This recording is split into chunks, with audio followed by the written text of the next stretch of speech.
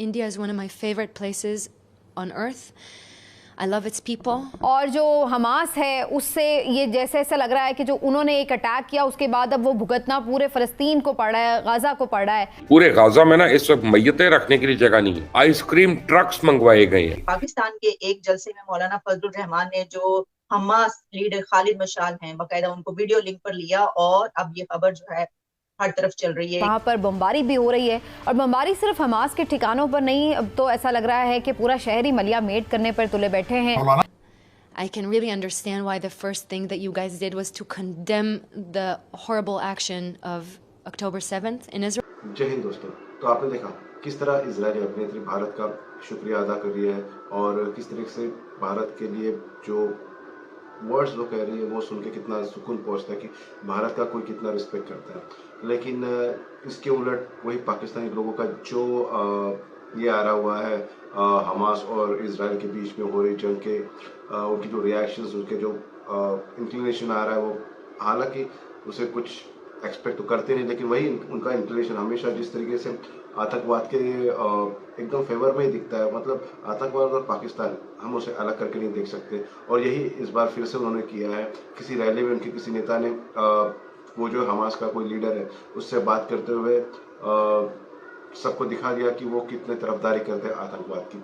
और यही चीज़ें चलते हुए पाकिस्तान मीडिया में अब तो पाकिस्तानी मीडिया में भी खुद खुल के उनका मतलब एक तरह से बोला जाए तो उनको गलत कहा जा रहा है। लेकिन चलो देखते हैं आगे और क्या कहती है वो मीडिया। साथ ही साथ वहाँ के जो स्कॉलर्स हैं उनकी क्या रिएक्शंस आती है ये इजराइल और हमास के बीच में होने वाले युद्ध को लेके। तो देखते हैं आगे वीडियो में। वीडियो अगर आपको पसंद आता है वीडियो को लाइक कीजिए, चैनल को सब्सक्राइब करना मत भूलना और हाँ कमेंट में अपनी रिएक्शंस अपने जो भी विचार है वो लिखना मत भूलना इजराइल और हमास के युद्ध के बारे में।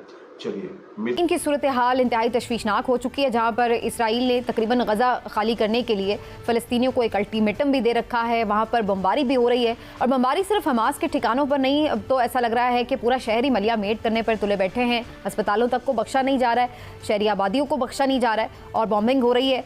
मुख्तलिफ ममालिक इस सिलसिले में अपना अपना पॉइंट ऑफ व्यू लेकर सामने आ रहे हैं। कुछ तो खुलकर हिमायत कर रहे हैं, कुछ सिर्फ सीज़ फायर की अपील करते नज़र आ रहे हैं।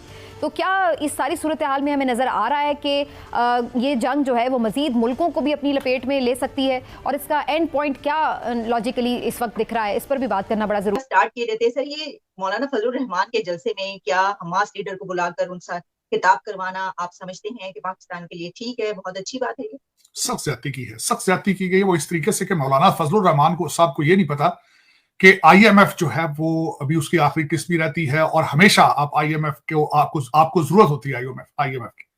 और इस तनाजर से कहना चाहूंगा कि Hamas according to America is a terrorist organization, declared terrorist organization. उसके लीडर को बुला के तो वोट अपनी एक पॉलिटिकल स्टंट करना, इसकी प्राइस अमेरिका पाकिस्तानी स्टेट देगी इसकी प्राइस। ये पॉलिटिकली तो ये खुद खुश हो जाएंगे ना, वहां पे अपने लोगों को खड़े होकर नारे वारे मरवा लिए तो सारा कुछ कर लिया, लेकिन इसकी प्राइस स्टेट ऑफ पाकिस्तान देगी। और उसमें मैं अर्ज करना चाहूंगा कि आपकी पहले ही दुनिया के अंदर जो आपका एक इमेज है वो शायद इनको अंदाजा नहीं, जो पाकिस्तान में लोग बसने वाले हैं। कभी अपना ये पासपोर्ट लेकर किसी एयरपोर्ट पर जाएं तो इनकी बिल्कुल तसल्ली हो जाएगी, इनको पता चल जाएगा कि आप व्हाट यू स्टैंड फॉर, आप क्या किस चीज को रिप्रेजेंट करते हैं और ये उसी केस को आगे तकवीत जाएगी। अभी रिसेंटली आपके 12,000 पासपोर्ट जो हैं वो अफगानियों से पकड़े गए हैं, सिर्फ एक कंट्री सऊदी अरेबिया के अंदर, और सिर्फ एक पासपोर्ट ऑफिस ने बेचे हैं लाहौर में।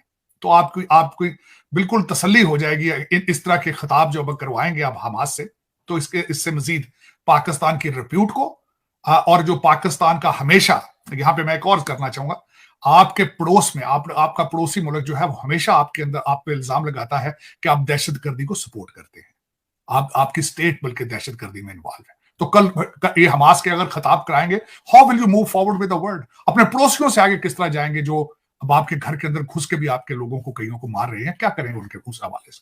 ठीक है, जो मैं मजीद इस बारे में कुछ चीजें करना चाहूंगा, बोलना चाहूंगा। ईरान के जो फॉरेन मिनिस्टर हैं उन्होंने कतर में हमास के लोगों से वो मिले हैं। ईरानी फॉरेन मिनिस्टर ने कहा है कि अगर इजराइल ने अंदर ग्राउंड ऑपरेशन शुरू किया तो हम एक बहुत बड़ा धमाका करेंगे। हम उसको कॉन्सिक्वेंसेस के बारे में उन्होंने यूनाइटेड नेशंस के जरिए मैसेज भेजने की कोशिश की है कि ग्राउंड ऑपरेशन ना किया जाए। लेकिन उस मौसूफ से ये मैं पूछना चाहूंगा कि शायद आप भूल चुके हैं कि सारी जंग का आगाज हमास ने किया है और अमेरिका के अंदर इस वक्त इस तरह की वीडियो सर्कल कर रही हैं। मैं वो भी पूछना चाहूंगा, शायद वो फॉरेन मिनिस्टर ईरान के वो नहीं देखी, कि बच्चों को उनकी माओ के सामने मारा गया, फिर उनकी माओ को रेप किया गया और उनकी वीडियो बनाकर उन्हीं के फोन से उनके लवाकीन को भेजी गई। ये शायद वो फॉरेन मिनिस्टर साहब भूल गए हैं कि ग्राउंड ऑपरेशन करना है या नहीं करना, ये तो अलग की बात है। वो क्या इस्लामी था? वो जो आपने जो किया है वो इंसानी था? वो क्या था वो सारा कुछ? कि बुजुर्गों को, बल्कि वो कहते हैं हॉलोकॉस्ट के सर्वाइवर जो थे कई बुजुर्ग, उनको किडनैप करके ले जाया जा चुका है। चले वो तो एक अलग बात है, क्योंकि ये जंग अभी बड़ा लंबा अरसा चलेगी, देखेंगे ईरान कितना आगे जाएगा। बल्कि मैं यहाँ पे बताना चाहूंगा कि अमेरिका के अंदर इस वक्त ईरान के बारे में क्या असेस हो रहा है, लेफ्ट राइट एक दूसरे के साथ किस तरह बातें कर रहे हैं। अगली बात जो मैं कहना चाहूंगा कि अमेरिका की, खासकर आपके पाकिस्तान के हवाले से आपके अमीरुल मोमिनीन ने जो 55 जलसे किए थे, लहरा लहरा के साइफर को, कि देखें मेरी हुकूमत उड़ा दी, मेरी हुकूमत उड़ा दी अमेरिका ने।